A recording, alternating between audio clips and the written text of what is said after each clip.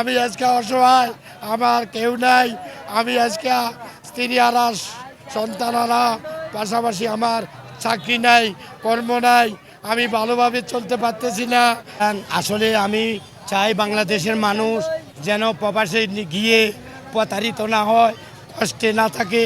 কারণ আমাদের হাজার হাজার লোক বেকার হয়ে গেছে, তারা ধরে ধরে পাঠাইতে, এবং আপনার হাজার হাজার লোক জেলে প্রতারিত হইতেছে। আমিও 12 দিন ছিলাম তাদের এই ওই দালালি বিশ্বাস চক্করে পড়ে জাল ভিসা, ফ্রি ভিসা, সাপ্লাই ভিসায় গিয়ে মানুষ প্রতারিত হইতেছে।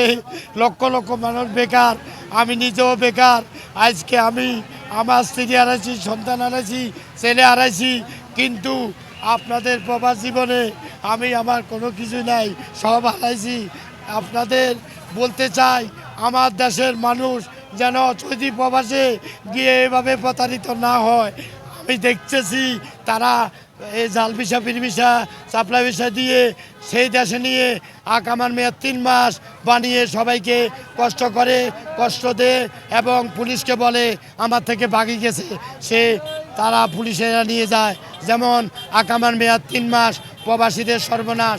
পুলিশ ধরে আকামা ভাঙে, মিথ্যা মামলায়, ভিক্ষা মামলায়ও দিয়ে দেশে প্রেরণ করে, জাল ভিসা, ফ্রি ভিসা দিয়ে তারা পুলিশ ধরে আকামা ভাঙে, মিথ্যা মামলা জেলে ভরে, দালাল পুলিশ ঘুষ খায়, প্রবাসীদের জেলে পাঠায়।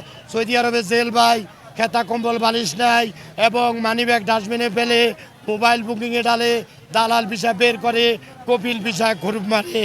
তাই সৌদি আরবে কর্মে যাবেন না আপনারা, জাল visa, free visa, supply visa যাবেন না, প্রতারিত হবেন না আপনারা। হাজার এখনও আবু জাহেল আছে ভাই, আপনারা সেখানে যাবেন না, প্রতারিত হবেন না। এগ্রিমেন্ট পেপার ছাড়া আপনারা সৌদি প্রবাসে যাবেন না। হাজার হাজার লোক বেকার, আমি নিজেও বেকার। আমি আজকে মাস্ক বিক্রি করতেছি, এই সৌদি প্রবাস লিখে আমার গায়ে লাগাইছি, কারণ সৌদি আরবের মানুষ আমাদেরকে বাংলাদেশে পাঠাইতেছে। আমরা আগে দেখছি নারী নির্যাতন হয়েছে, আর এখন পুরুষ নির্যাতন হচ্ছে সৌদি আরবের মাটিতে।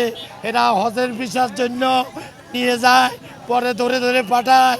আসলে আমাদের দেশের বেকারত্ব সমস্যা এখন দিন দিন বাড়তেছে। আমি রেমিটের যুদ্ধা পাতা চাই, এবং সরকারকে বলতে চাই সবাই যেন তার ছেলে সন্তানদেরকে চাকরি দেয়। এবং আমি আজকে আমার ছেলে ডিগ্রি পাস, পেয়ে অনার্স পাস, তাদের চাকরি নাই, আমার স্ত্রী নাই। আমি পেরিয়ালা হয়ে মাস্ক বিক্রি করে কোনোরকমে চলতেছি। এই মাস্ক বিক্রি করে কেউ ভাত খাইতে পারে না। তারপরে আমি সচেতন বাণী দিয়ে বলতে চাই, এই দুনিয়ার মানুষ 60,000 মানুষ চলে গেছে, 60 লাখ মানুষ চলে গেছে। আপনারা মাস্ক লাগাবেন, অবহেলা করবেন না। মহিলারা মাস্ক লাগাবে, চেহারা ভালো থাকবে, মেকআপ লাগবে না। ঘরের বাইরে ওড়না পরবেন, মাস্ক লাগাবেন, ফিলিস্তিনের জন্য দোয়া করবেন, তাদের পতাকা মাস্ক ব্যবহার করবেন, অবহেলা করবেন না। হাসপাতালে মাস্ক ছাড়া যাবেন না, এবং ধূমপান কম করুন, নাকে মুখে মাস্ক পরুন। এই ঈদের গায়ে এই গরুর বাজারে আজকে আসে আমি মাস্ক বিক্রি করতেছি, কিন্তু আমার মাস্ক বিক্রি হয় না, ভালোভাবে হচ্ছে না। আপনারা দেখেন, দেশের মানুষ প্রবাসে গিয়ে আমার মতো কষ্ট করবেন না, প্রতারিত হবেন না।